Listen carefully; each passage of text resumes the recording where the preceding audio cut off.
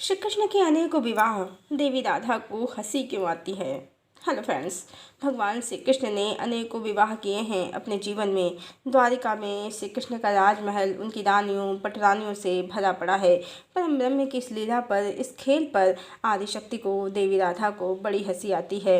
और क्यों न हंसी आए, उनके प्रीतम ने खेल ही ऐसा खेल दिया है, ऐसी माया दिखाई है संसार को और उन जीवात्माओं को जो देवी सीता का स्थान लेना चाहती थीं, देवी सीता की जगह राम की अर्धांगिनी बनना चाहती थीं, जो राम के रूप पर, उनके देह पर, उनके वैभव पर आसक्त हो गई थीं।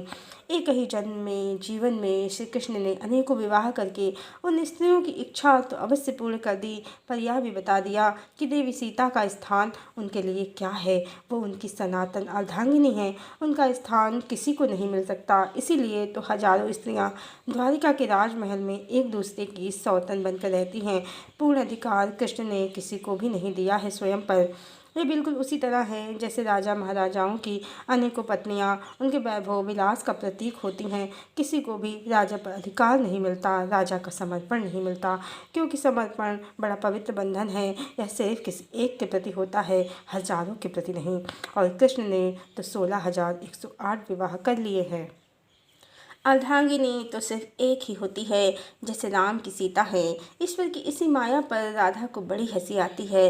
श्री कृष्ण पर मोहित ये सभी स्त्रियां द्वारिका की रानी बनकर सोचती हैं कि उन्होंने कृष्ण को पा लिया है। पर कृष्ण क्या कोई साधारण मनुष्य हैं, कोई देहासक्त मनुष्य जिनके लिए शरीरों को प्राप्त करना ही प्रेम हो। श्री कृष्ण इन सब से कहीं ज़्यादा ऊपर हैं, स्वयं परम ब्रह्म परमात्मा ही हैं, राम ही हैं। देवी राधा को ये देखकर इन जीवात्माओं पर हंसी भी आती है और तरस भी आता है कि राम कोई साधारण पुरुष नहीं, जो अपनी पत्नी का स्थान किसी को भी दे देंगे। सीता राम के लिए क्या मायने रखती हैं, ये तो इसी बात से पता चलता है कि विवाह के तुरंत बाद ही राम ने देवी सीता को वचन दे दिया कि आपके अतिरिक्त कोई और नारी मेरे जीवन में कभी नहीं आएगी। रावण ने जब उनकी पत्नी सीता का हरण किया तो राम वनवासी थे, हाथी घोड़े की सवारी भी वर्जित थी उनके लिए वनवास में। फिर भी पैदल पैदल ही उन्होंने पंचवटी से दक्षिण भारत और फिर रामेश्वरम से श्रीलंका तक की यात्रा की, अपनी प्राण प्रिया को वापस पाने के लिए। अपने से कहीं अधिक शक्तिशाली शत्रु को पराजित किया उन्होंने अपनी सीता के लिए। और जब सीता ने कहा, मेरे प्रियतम, आपने मेरे लिए लंका तक सेतु बना दिया, वो क्षुद्र नारी के लिए, तब राम ने कहा, आप मेरे लिए क्या मायने रखती हैं, शायद आप जानती नहीं, ये तो सिर्फ लंका थी। यदि मुझे आपको प्राप्त करने के लिए इस लोक से लेकर किसी दूसरे लोक तक भी सेतु बनाना पड़े तो मैं वह भी करूँगा। वाल्मीकि रामायण में राम कहते हैं सीता से कि आपके बिना तो मैं स्वर्ग भी नहीं जा सकता। हम सब जानते हैं प्रत्येक जीवात्मा अकेले ही इस लोक से उस लोक की यात्रा करती है, पर राम तो सीता के साथ उस लोक की भी बात कर रहे हैं। सीता तो उनकी शक्ति ही हैं, उनकी आत्मा ही हैं। जीवात्माओं के इसी भ्रम पर देवी राधा को हंसी आती है। ये उनका स्थान तो भूल कर भी श्री कृष्ण किसी को नहीं दे सकते। इसीलिए तो द्वारिका में रानियाँ पटरानियाँ तो बहुत हैं, पर अर्धांगिनी एक भी नहीं है, क्योंकि अर्धांगिनी तो एक ही होती है। कहते हैं कि श्री कृष्ण ने द्वारिका बसाई थी यादवों की रक्षा के लिए, पर इसमें एक और भी गूढ़ तथ्य है कि श्री कृष्ण ने द्वारिका बसाई थी मात्र नारियों की इच्छा को पूर्ण करने के लिए। अन्यथा तो श्री कृष्ण बड़े बड़े दानवों को मारने में, कंस और चारुण का वध करने में सक्षम हैं। क्या वो जरासंध से मथुरा की रक्षा न कर लेते? वो तो सर्वशक्तिमान परमेश्वर ही हैं, उनके लिए क्या असंभव था।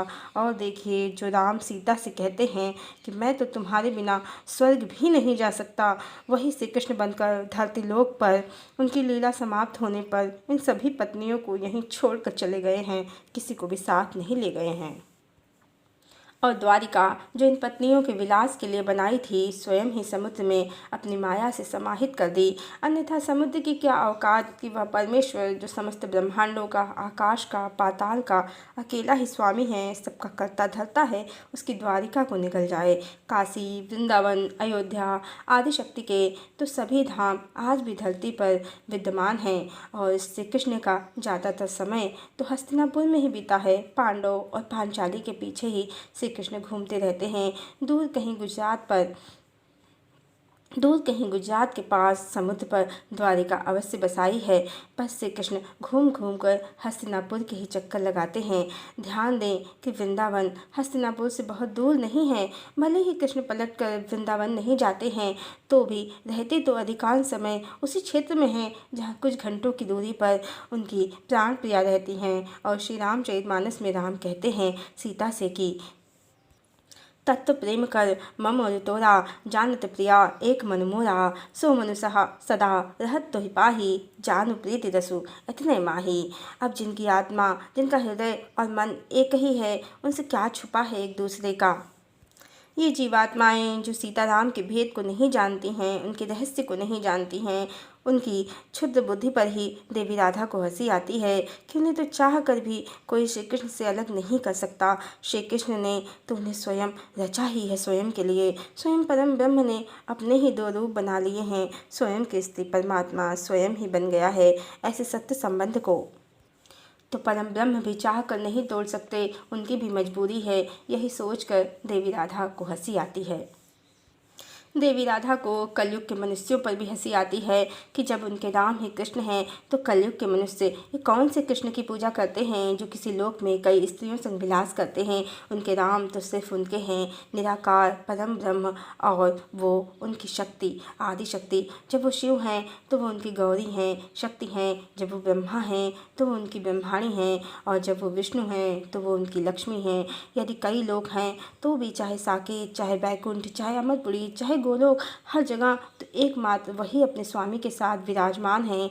तो ये नई नई लक्ष्मियाँ कहाँ से प्रकट हो गई हैं। कलयुग के मनुष्य अपने दर्शन शास्त्र को छोड़कर मिलावटी ग्रंथों की चटपटी बातों में मजे ले रहे हैं। मिलावटी ग्रंथों की कहानियों में मसाला तो बहुत है पर वो वास्तविकता से कहीं दूर हैं। सत्य तो यह है कि कोई भी स्त्री तभी स्वयं को सौभाग्यशालिनी समझती है जब उसका पति सिर्फ उसके प्रति समर्पित हो, जैसे माँ गौरी के शंकर हैं और माँ सीता के राम हैं।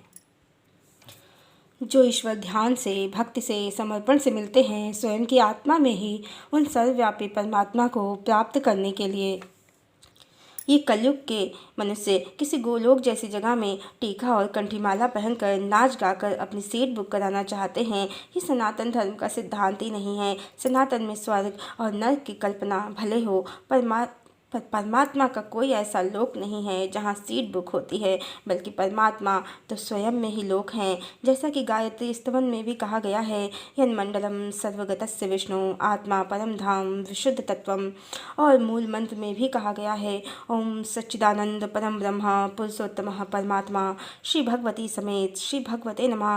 मंत्र से ही पता चलता है कि परमात्मा ओंकार स्वरूप है, सच्चिदानंद हैं, और उनकी भगवती भी सिर्फ एक ही हैं, और वो उनके साथ निराकार रूप में सदैव मिलन में ही हैं।